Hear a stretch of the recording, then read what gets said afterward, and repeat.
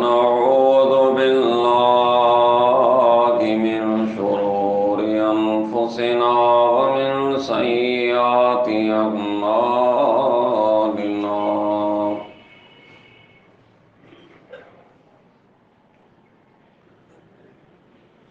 من يهده الله فلا مضل له ومن يضلل فلا هادي له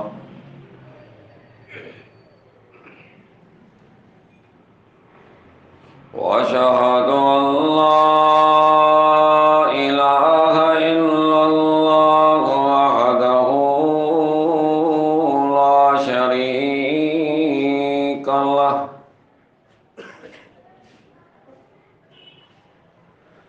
وأشهد أن محمدا عبده ورسوله أرسله بالحق بشيرا ونذيرا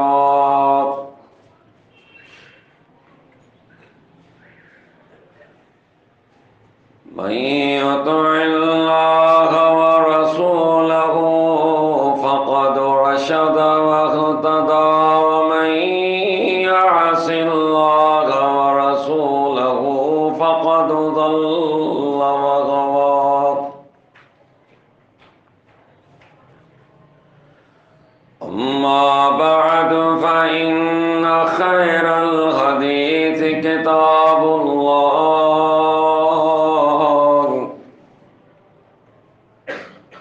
وخير الهدي هدي محمد صلى الله عليه وسلم وشر الأمور محدثاتها فإن كل محدثة بدعة وكل بدعة ضلالة وكل ضلالة في النار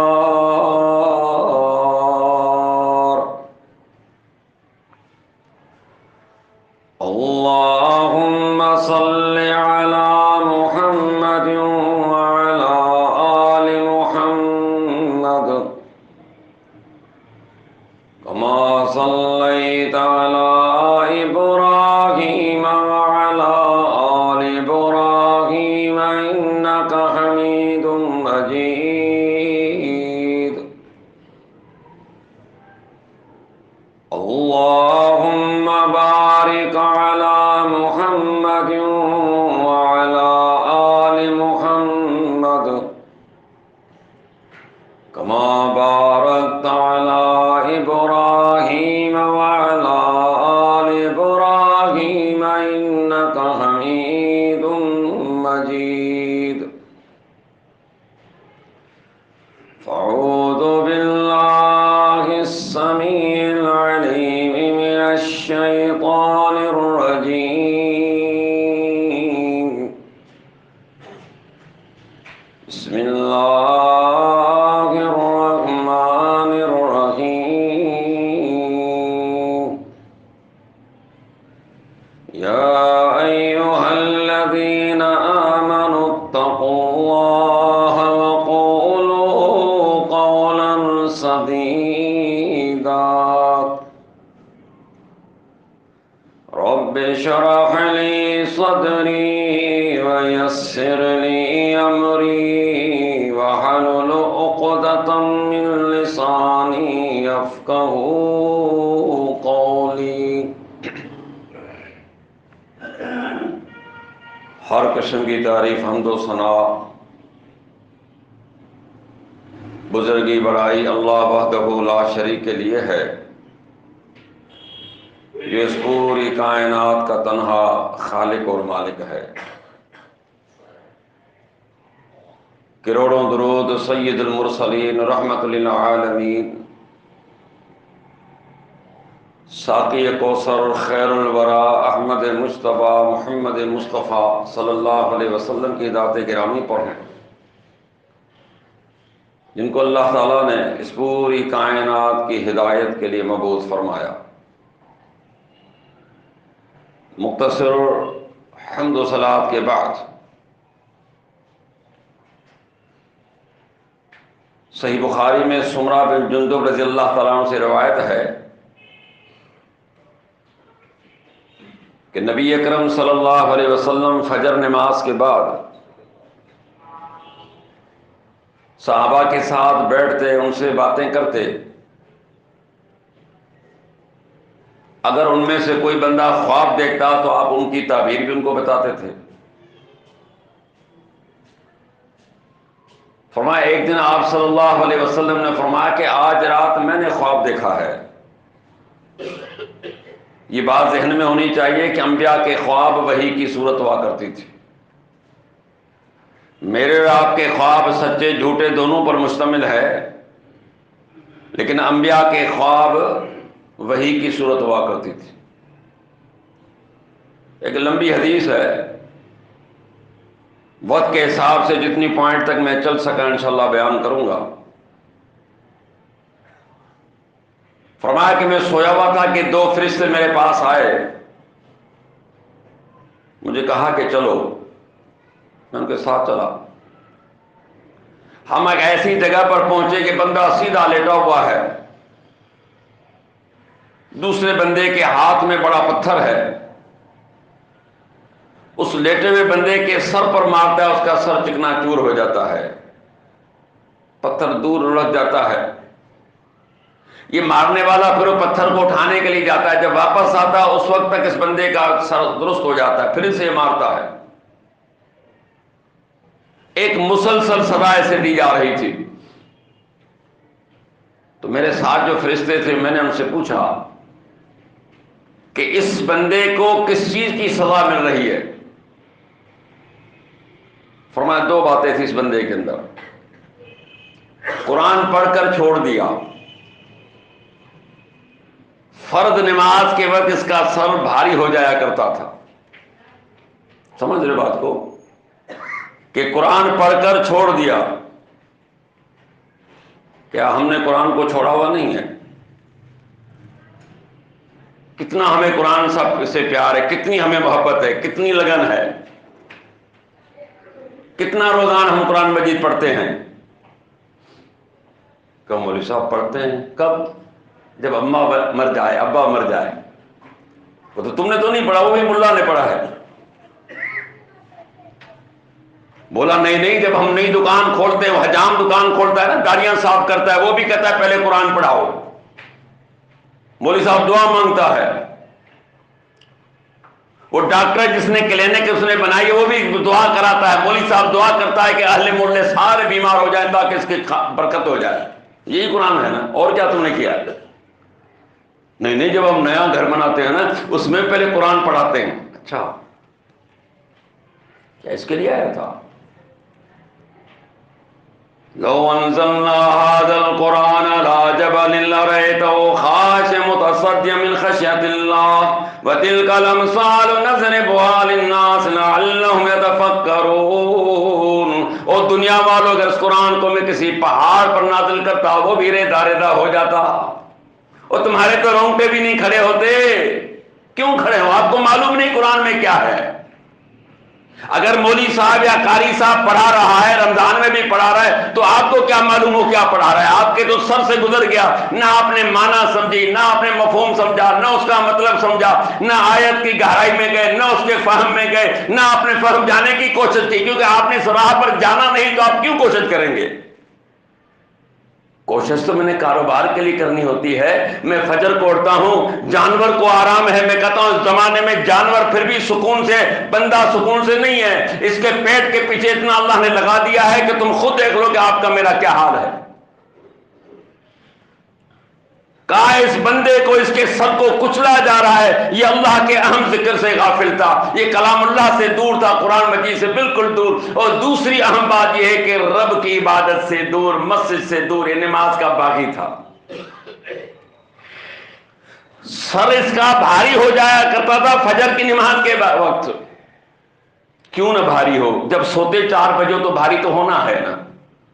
جب سوتے 3 بجے ساری رات تک چلا چلا کے اور تمہاری آنکھوں میں گند پڑ گیا، بدبخت آدمی، پھر بھی تیری آنکھوں میں نیند نہیں ہے، فجر چلی جائے کوئی پرواہ نہیں ہے، کام چلا جائے کوئی پرواہ نہیں ہے، نوکری چلی جائے کوئی پرواہ نہیں ہے، ماں بیمار مرتی رہے کوئی پرواہ نہیں ہے، باپ مرتا رہے وہ ریڑیاں چلا چلا کے مر گیا، تمہیں پرواہ نہیں ہے، لیکن تم اپنی مستیوں خر مستیوں میں لگے ہو۔ کیا فرمایا کہ فرض نماز کے بعد اس کا سر بھاری ہو جایا کرتا تھا، ابھی کچل کے اس کو ہم برابر کر رہے ہیں، اس کو ذرا ہلکا کر رہے ہیں۔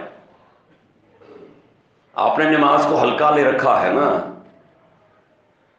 سمجھ گئے کہ میں نے کلمہ پڑھ لیا ہے، رضائی اوڑھ لی اوپر کہ اب مجھے کسی چیز کی ضرورت نہیں ہے۔ عبادہ بن صامت رضی اللہ تعالیٰ سے روایت ہے، کہا کہ اوصانی خلیلی رسول اللہ صلی اللہ علیہ وسلم، میرے پیغمبر میرے دوست محمد رسول اللہ صلی اللہ علیہ وسلم نے مجھے وصیت کی کہ لا تشرک باللہ، قتلت حرقت صلبت، ایک جگہ قتلت، عبادہ رب کے ساتھ کسی کو شریک نہ کرنا، مارے جاؤ قبول کرنا، پھانسی پہ لٹکائے جاؤ قبول کرنا، جسم کے ٹکڑے ٹکڑے کر دیے جاؤ قبول کرنا، ان حرقت تمہیں آگ میں جلا دیا جائے قبول کر لینا، لیکن دوسری بات سن لے کہ فرض نماز کو جان بوجھ کے مت چھوڑنا۔ من ترک متعمدا فقد خرج من الملہ، کہ جس بندے نے فرض نماز جان بوجھ کے چھوڑ لی وہ ملت سے، وہ دین سے، وہ اسلام سے خارج ہو گیا، اس کا اسلام سے کوئی تعلق نہیں۔ یہ سال کی بات نہیں، کہا کہ جس نے فرض نماز ایک نماز جان بوجھ کے چھوڑی، کوئی اسے عذر نہیں تھا، چاہے مرد ہو چاہے عورتیں ہوں، کیونکہ جس طرح مجھے آپ کو بہانے، اس طرح میری ماؤں بہنوں کو تو ہم سے بھی زیادہ بہانے ہیں نماز چھوڑنے کے، کئی ان کے پاس ڈھنگ ہے۔ کہا کہ ایک نماز تم نے چھوڑ لی تو دین سے خارج ہو جائے گا۔ کیوں چھوڑی؟ جان بوجھ کر، کوئی عذر نہیں تھا، کوئی بیماری نہیں تھی، کوئی تکلیف نہیں تھی، کوئی مصیبت نہیں تھی، کوئی سفر میں نہیں تھے، لیکن بیٹھ گیا، کاروبار پہ بیٹھا ہوا ہے، گھر پہ بیٹھا ہوا ہے، دکان میں بیٹھا ہوا ہے، بازار میں بیٹھا ہوا ہے، ایسے ہی فالتو کہیں بیٹھا ہوا ہے، لیکن اس بندے نے فرض نماز کو ضائع کر دیا، کہا کہ یہ دین اسلام سے خارج ہو گیا۔ اللہ کے رسول صلی اللہ علیہ وسلم کے پاس نماز کی کتنی اہمیت ہے کہ محمد رسول اللہ والذین معه اشداء علی الکفار رحماء بینہم تراہم رکعا سجدا یبتغون فضلا من اللہ ورضوانا سیماہم فی وجوہہم من اثر السجود۔ کہا کہ محمد صلی اللہ علیہ وسلم اللہ کے رسول اور جو ان کے ساتھی ہیں آپس میں محبت ہے، کافروں پر سخت ہیں، تراہم رکعا سجدا، اے دیکھنے والا تو دیکھے گا میرے پیغمبر ان کے ساتھیوں کو کبھی رکوع کی حالت میں ملیں گے تو کبھی سجدے کی حالت میں ملیں گے، یبتغون فضلا من اللہ ورضوانا، ایک ہی چاہت ہے کہ رب ہم سے راضی ہو جائے۔ سجدے کا مقصد کیا ہے؟ نماز کا مقصد کیا ہے؟ کہ میں اور آپ جب گھٹنے ٹیک کر، ہاتھ زمین پہ لگا کر، پاؤں زمین پہ رکھ کر اور پیشانی زمین پر ٹیک کر یہ اعلان کرتے میرے رب تو سب سے اعلیٰ ہے، میں سب سے کم تر ہوں، اور یقین جانے اللہ کے رسول نے کیا فرمایا کہ عبادات میں سب سے پسند اللہ کو سجدہ ہے۔ جو بندہ سجدے سے دور ہے، جو پسندیدہ عبادت ہے اس میں بندہ اپنے حق کو دور کر رہا ہے۔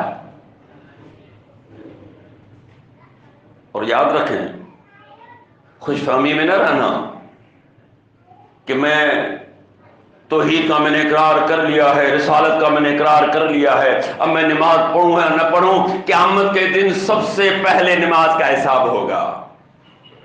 اعمال میں روزہ ہے، حج ہے، زکوٰۃ ہے اور بہت سارے معاملات ہیں، ان سب سے پہلے اللہ کے رسول نے فرمایا کہ نماز کا حساب ہوگا، اور سب سے پہلے اللہ ذلیل کرے گا تو بے نمازی کو کرے گا۔ یہ لفظ اپنی طرف سے نہیں کہہ رہا میں۔ یوم یکشف عن ساق یدعون للسجود فلا یستطیعون خاشعۃ ابصارهم ترہقهم ذلہ وقد كانوا یدعون للسجود وهم سالمون۔ کہا کہ جس روز پنڈلی کو کھول دیا جائے گا، تمام لوگوں کو سجدے کی طرف بلایا جائے، یدعون الی السجود، اللہ فرماتے پکارے جائیں گے، بلائے جائیں گے، آواز یہ آؤ اللہ کو سجدہ کرو۔ معلوم ہوا کہ قیامت کے دن بھی نماز ہے، اس خوش فہمی میں نہ رہنا کہ خالی یہاں وہاں نہیں ہے. قرآن میں سورت قلم ہے، 29واں پارہ ہے، قرآن کھول کے مسلمان پڑھ لے. رب کہتا ہے کہ جب اعلان کر دیا جائے گا کہ آدم علیہ السلام سے لے کر آخری بندہ اور بندی میدان میں جمع ہوں گے، اس میدان میں اعلان کر دیا جائے گا. یدعون کی معنی اعلان کرنا، بلانا، پکارنا. جس طرح آج مؤذن نے اعلان کیا نا کہ آؤ نماز کی طرف، یہ اعلان ہے. جس کو اللہ کا خوف ہے اس اعلان کو سنتے ہی اپنے کاروبار کو، اپنے گھر کو، اپنی گلی کو، اپنی کچہری کو، اپنے معاملات کو چھوڑ کر نماز کی طرف چلا آتا ہے کہ میرے رب کی طرف سے بلاوا آ گیا ہے کہ آؤ میرے در پر، آؤ کامیابی کی طرف، آؤ نماز کی طرف. لیکن جو بے خوف ہے، بے ڈر آدمی ہے، کہتا ہوں یار دیکھی جائے گی. اللہ کہتا ہے دیکھی جائے گی تو دیکھ لے گا تو. فلا یستطیعون، کہا کہ طاقت نہیں رکھ سکے گا. کیوں نہیں رکھے گا؟ سجدہ ہی تو کرنا ہے، اتنا مشکل تو کام نہیں ہے سجدہ کرنا.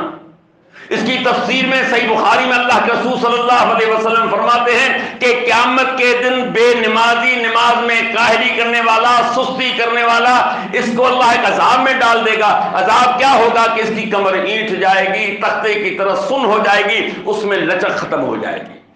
اب سجدہ کیسے کرے؟ اب تو معاملہ ختم ہو گیا. لیکن یہ دنیا نہیں. وَأُمْلِي لَهُمْ إِنَّ كَيْدِي مَتِينٌ، کہا کہ بندے کو دنیا میں ڈھیل میں نے دے رکھی، لیکن تدبیر میری مضبوط ہے. میں نے بندے کو ڈھیل دے رکھی ہے اور ڈھیل سے ناجائز فائدہ اٹھا رہا ہے. وہاں ڈھیل نہیں ہوگی. سجدہ کرو. مرتا کیا نہ کرتا، سجدہ تو کرنا ہے. اللہ کے رسول صلی اللہ علیہ وسلم فرماتے ہیں کہ جیسے ہی وہ سجدہ کرے گا الٹا پڑا ہوگا پوری کائنات کے لوگوں کے سامنے کہ یہ وہ بدبخت انسان ہے جو اپنے رب سے دور تھا، جو اللہ کی مسجد کو اس نے اپنے گھر کو آباد کیا، رب کے گھر کو ویران کر دیا. آج یہ ویرانے میں ہے. خاشعۃ ابصارهم تراکم ذلہ وقد كانوا يدعون الى السجود وهم سالمون. رب فرماتے ہیں اس کیفیت میں الٹا پڑا ہوا ہے، کوئی قریب میں نہیں، نہ باپ قریب ہے، نہ ماں قریب ہے، نہ بیٹا قریب ہے، نہ بیٹی قریب ہے، نہ بیوی قریب، نہ بھائی. یوم یفر المرء من اخیہ وامہ وابیہ وصاحبتہ وبنیہ، کہا جس کے لیے دنیا میں اس نے دن رات ایک کر دیے، کما کما کے قبر میں چلا گیا، ایک قبر میں پاؤں دوسرا بہرے، پھر بھی لنگڑا لنگڑا کے دنیا میں چلتا تھا، کاروبار کرتا تھا، ریڑیاں چلاتا تھا، اپنے دکان میں بیٹھتا تھا کہ یار بچوں کو پالنا ہے، لیکن رب کا نافرمان، اللہ کو ناراض کیا، بچوں کو راضی کیا. اللہ کا دن کوئی کسی کے قریب نہیں ہوگا، ہر ایک دوسرے سے بھاگتا نظر آئے گا. رب نے کلوز اس سے گنوا دیے تمہیں، کہا کہ ماں بھی دور ہو جائے گی، ابا بھی دور ہو جائے گا، اولاد بھی دور ہو جائے گی، بھائی بھی دور ہو جائے گا، بیوی بھی دور ہو جائے گی، سارے رشتے تم سے ٹوٹ جائیں گے. اب تو ہے اور میں ہوں. خاشعۃ ابصارهم تراکم ذلہ وقد كانوا يدعون الى السجود وهم سالمون. رب کہتا ہے اس کیفیت میں آنکھ ڈرتی ہوگی، ذلت اور خواری اس پر مسلط ہوگی. اس سے پہلے یہ سجدے کے لیے بلائے جاتے تھے، بالکل یہ صحیح سلامت تھے. کہا یہ سزا تو میں نے آج دی ہے ان کو. دنیا میں تو ماشاءاللہ شاید بڑا ٹھیک ٹھاک تھا، 70 سالہ 80 سالہ 90 سالہ یہ بہترین زندگی گزار کے چلا گیا، لیکن یہ مجھ سے دور رہا. آج اس کو یہ سزا ہے. اور سن لیجئے 50,000 سال کا ایک دن ہے، 50,000 سنہ. قرآن کہتا ہے فصل آف قیامت، جو پہلا دن قیامت کا ہوگا وہ 50,000 سال کا ہوگا. ومن أعرض عن ذكري فإن له معيشة ضنكا ونحشره يوم القيامة أعمى قال رب لم حشرتني أعمى وقد كنت بصيرا قال كذلك أتتك آياتنا فنسيتها وكذلك اليوم تنسى. کہا کہ جس بندے نے بھی میرے ذکر سے منہ موڑ لیا، نماز سے بڑھ کر اچھا ذکر ہے. اللہ تعالیٰ ہم کلامی کر رہے ہیں موسیٰ علیہ السلام سے، کوہ طور پر اللہ سے بات کر رہے ہیں. ان باتوں میں کیا فرمایا؟ اقیم الصلاۃ للذکر، موسیٰ میرے ذکر میری یاد کے لیے نماز قائم کر. یعنی اپنے نبی کو اللہ باتوں کے دوران کہہ رہا ہے کہ میرے ذکر کے لیے، میری یاد کے لیے نماز قائم کر۔ کتنی پسندیدہ چیز اللہ کے پاس، کتنی عمدہ ہے نماز۔ ذکر سے غافل رہا، قرآن سے غافل رہا، نمازوں سے غافل رہا، میری یاد سے غافل رہا، دو سزا دوں گا تمہیں۔ دنیا میں سزا یہ دوں گا کہ تمہاری معیشت تنگ کر دوں گا، مرتے دم تک تمہاری پوری نہیں ہوگی، کما کما کے تھک گئے لیکن معاملہ تمہارا نہیں سلجھا، دن گزرتے گئے اور الجھتے چلے گئے۔ کیوں الجھ گئے؟ کہا کہ دنیا میں تو الجھ چکا، تو مجھ سے دور ہو چکا، میں نے تجھے الجھا دیا، جا۔ دوسری سزا کیا دیں گے آپ؟ وَالنَّاسُ يَوْمَ الْقِيَامَةِ أَعْمَى، کہا بے نمازی کو، میرے ذکر سے دور رہنے والے کو جزا کے دن اندھا کر کے اٹھایا جائے گا۔ قال رب لما حشرتنی اعمی وقد كنت بصیرا، بندہ چیخے گا، چلائے گا، او میرے رب دنیا میں تو میری آنکھیں تھی بیل کی طرح موٹی موٹی، میرے آنکھیں، ہر چیز میرے نظروں کے سامنے، بچے بھی میری نظروں کے سامنے، بیوی بھی میری نظروں کے سامنے، اولاد خاندان میرے نظروں کے سامنے، کاروبار بھی میرے نظروں کے سامنے، دنیا کی بہت ساری رنگین چیزیں میرے سامنے، ہائے ہائے ٹچ موبائل بھی میرے سامنے ہوا کرتا تھا، آج تو میں اندھا ہو کر اٹھاؤں، مجھے اندھا کر کے کیوں اٹھایا؟ قال كذلك اتتك آیاتنا فنسیتها، او میرے بندے تیرے پاس میری آیات آئیں، میری نشانیاں آئیں، اور نمک حرام، کھایا بھی میرا، پیا بھی میرا، پہنا بھی میرا، میں نے بیوی دی، میں نے بچے دیے، میں نے اولاد دے دیا۔ الم نجعل له عینین ولسانا وشفتین وہدیناہ النجدین، ارے دیکھنے کے لیے میں نے تجھے دو آنکھ دے دی، بولنے کے لیے میں نے تجھے زبان دے دی، تیرے 32 دانتوں کو چھپانے کے لیے میں نے تجھے 2 خوبصورت ہونٹ دے دیے، لیکن سب کچھ ہوتے بھی تم مجھ سے دور ہو گیا۔ مجھ سے پوچھ رہے ہو، اب مجھ سے سوال کر رہے ہو کہ تو مجھے اندھا، تو دنیا میں اندھا بن کے چل رہا تھا، آج میں نے جزا کے تجھے یہ ملتی ہے کہ تو اندھا کر اٹھا ہے، پھر کیا ہوگا؟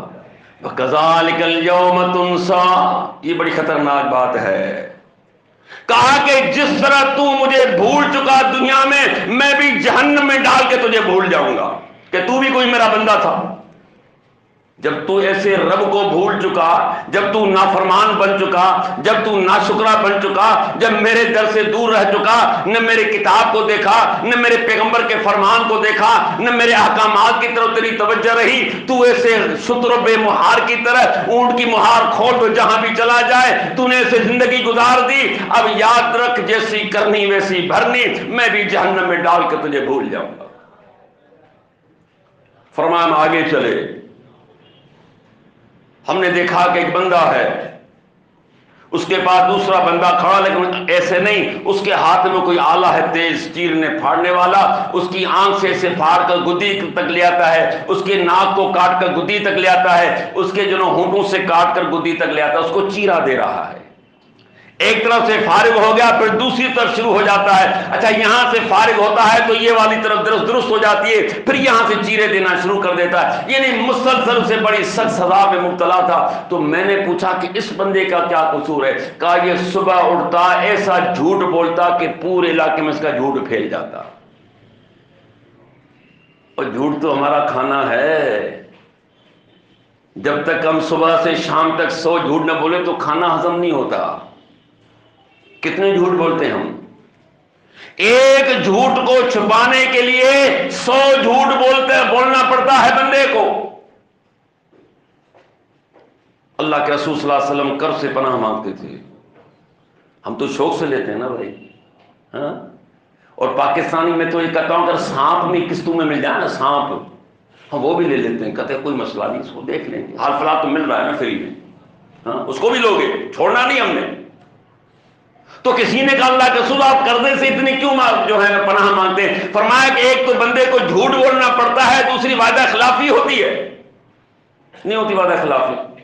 بھائی میں نے آپ کو چھوڑے، میں نے 1 لاکھ روپے دینا ہے کسی کو، دروازے پہ بندہ آ گیا، بچے کو میں نے پہچان لیا، آ گیا بھائی، میں نے پہلے تو بچے سے کہا تو ابا کہتا میں نہیں ہوں، آپ نے جھوٹ بولا۔ اب بچہ سیانا ہے، میری طرح ہوشیار ہے، اس نے کہا ابا کہتا ہے میں گھر پر نہیں ہوں. اس نے کہا بیٹھا ہوا بھائی ہے تو نہیں، میں تو نہیں جاؤں گا. اس نے دیکھا خواری ہوتی ہے، یار نکلو. یار اصل میں بات یہ تھی کہ وہ بندے نے پیسے دینے تھے، اس کی میت ہو گئی، بس 3 دن کے بعد ملنے والا. وہ میت والا بھی معاملہ چلا گیا، پھر آ گیا، پھر آپ نے کوئی دوسرا معاملہ دے دیا. اس کا مستقل وعدہ خلافی کی کہ نہیں کی؟ تو جھوٹ ایک ایسی چیز ہے کہ جس کے لیے عالم ارواح کے برزخ کے اندر اس بندے کو چیرے دیے جا رہے ہیں اور ہم شوق سے جھوٹ بولتے ہیں. یا ایھا الذین آمنوا اتقوا اللہ وقولوا قولا سدیدا. او ایماندار، رب سے ڈر جاؤ، بات سیدھی کرو. کیا مقصد؟ لپٹی چپٹی نہ لگاؤ، جھوٹ نہ کرو، غیبت نہ کرو، گلا نہ کرو، لوگوں پر جو ہے الزامات مت لگاؤ، جھوٹی بات آگے مت پھیلاؤ. فرمایا میں آگے گئے، میں نے دیکھا کہ تنور نما چیز ہے، اس سے بڑی رونے دھونے چیخنے کی آوازیں آ رہی ہیں. میں نے جب قریب جھانک کر دیکھا، میں نے دیکھا اس میں ننگے مرد اور عورتیں تھیں، جل رہے ہیں. جب آگ کی لپٹ نیچے سے ان کو اوپر پکڑ لیتی ہے تو یہ رونا دھونا شروع کرتے ہیں، چیخنا شروع کرتے ہیں. تو میں نے فرشتوں سے پوچھا کہ یہ جو بندے آگ میں جل رہے ان کو کس چیز کی سزا ہے؟ کہا یہ زناخور بندے تھے. یہ وہ مرد ہے جو زنا کا ارتکاب کرتے تھے، یہ عورتیں ہیں جو زنا کا ارتکاب کرتی تھی. یہ آج ان کو عالم ارواح کے اندر بڑی سخت سزا سے جو ہے نا سزا دی جا رہی ہے، بڑی سخت سزا. زنا کو لوگ سمجھتے نہیں کتنا بڑا گناہ ہے. یہ کوئی معمولی گناہ نہیں. اسلامی قانون ہو، اگر شادی شدہ یہ کام ارتکاب کر لے، موت کے علاوہ کوئی حل نہیں ہے. موت بھی ایسا کہ دردناک موت، یعنی پتھر مار مار کے اس کو مارنا ہے. اگر یہ کنوارا کام کر لے تو 100 کوڑے سے لگانے، مرے یا بچے. اگر بچ گیا تو پھر 1 سال کے لیے اس کو جلاوطن کرنا ہے. یعنی ایک شہر کا ہے تو دوسرے شہر میں، اس شہر میں اس کے لیے پابندی کو تو 1 سال تک نہیں آ سکتا. صحیح بخاری کی روایت، اللہ کے رسول صلی اللہ علیہ وسلم فرماتے ہیں کہ زانی جب زنا کرتا ہے، چور جب چوری کرتا ہے، شرابی جب شراب پیتا ہے، اس وقت ان کے دل میں ایمان نہیں ہوتا. بات سمجھو کہ جب شرابی شراب پیتا ہے، مثانے میں شراب موجود ہے اور اس بندے کی ڈیتھ ہو گئی، اس بندے کی موت واقع ہو گئی، یہ جہالت کی موت مرا ہے. آج پیسہ آیا نہیں، تیرا گلاس جو ہے نا کھڑکا نہیں. آج شراب کو فیشن کے طور پہ استعمال کیا جاتا ہے. اللہ کے رسول صلی اللہ علیہ وسلم فرماتے ہیں کہ رب پر لازم ہے کہ شرابی کو قیامت کے دن نہر غوطہ سے پلائے. لوگوں نے عرض کیا جناب یہ نہر غوطہ کیا ہے؟ کہا کہ گندی قسم کی عورتیں جو جہنم میں جلیں گی، ان کی مخصوص جگہ سے گند نکلے گا، اتنا بدبودار ہوگا کہ دوسرے جہنمی بھی اسے پناہ مانگیں گے. کہا اس کا پیالہ سے پلایا جائے گا کہ دنیا میں بھی پیالے بھر بھر کے پیتے تھے، ذرا اس پیالے کو بھی پی کے دیکھ.